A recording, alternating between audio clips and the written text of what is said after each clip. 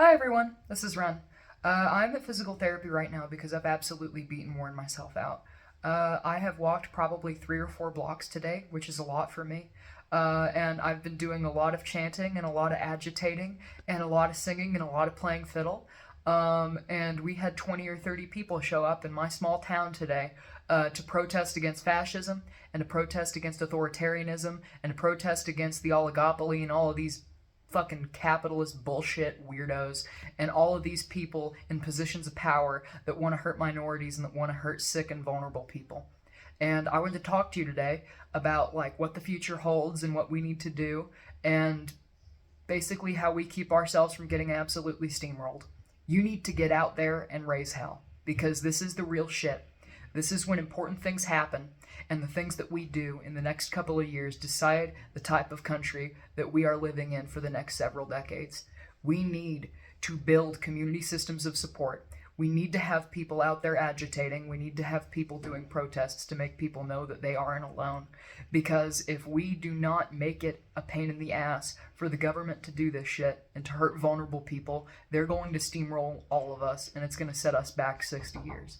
It's about 2 days after I started recording this video. I wanted to clarify what I mean by raising hell, and I also wanted to clarify what I mean by the things we do in the next few years. The things that we do in the next few years includes the things that we don't do. A lot of people are in a horrible headspace right now. I understand. I have fucking horrible premonitions of the future every time I go to sleep, and it's been like that for me for weeks, and honestly, it's been like that off and on for years.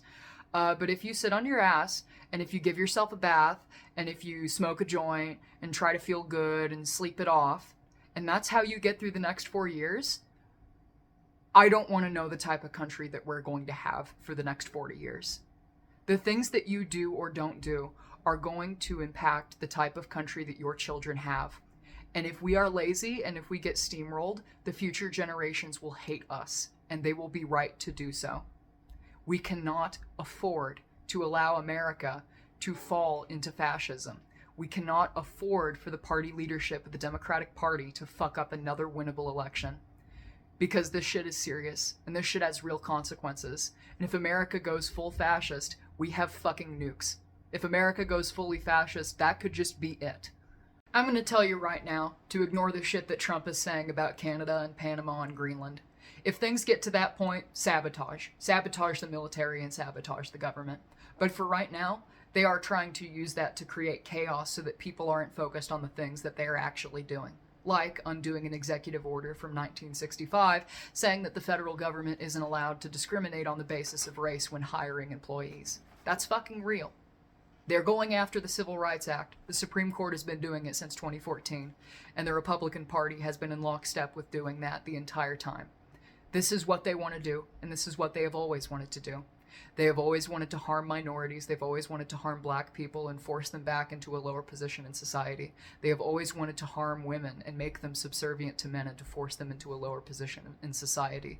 And they want to force trans people out of society and out of public life. And we cannot let them do that. Our eye has to be on the ball, and the ball is Social Security, Medicare, Medicaid, food stamps, all of the basic welfare programs. Our focus needs to be on things like the EPA.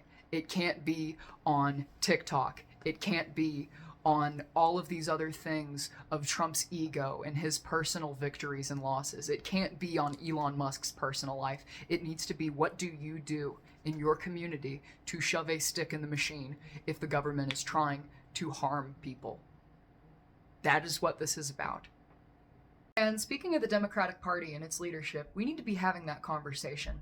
Because I can tell you, and I'm pretty sure everybody else who has a brain could tell you, that Trump winning office right now is a lot worse than if he had gotten reelected in 2020. They didn't know what the boundaries were, what the limits to what they could do in office were in 2020. And they know what they can get away with now. They can get away with just about fucking everything. We need to be having a conversation about what we do come 2028.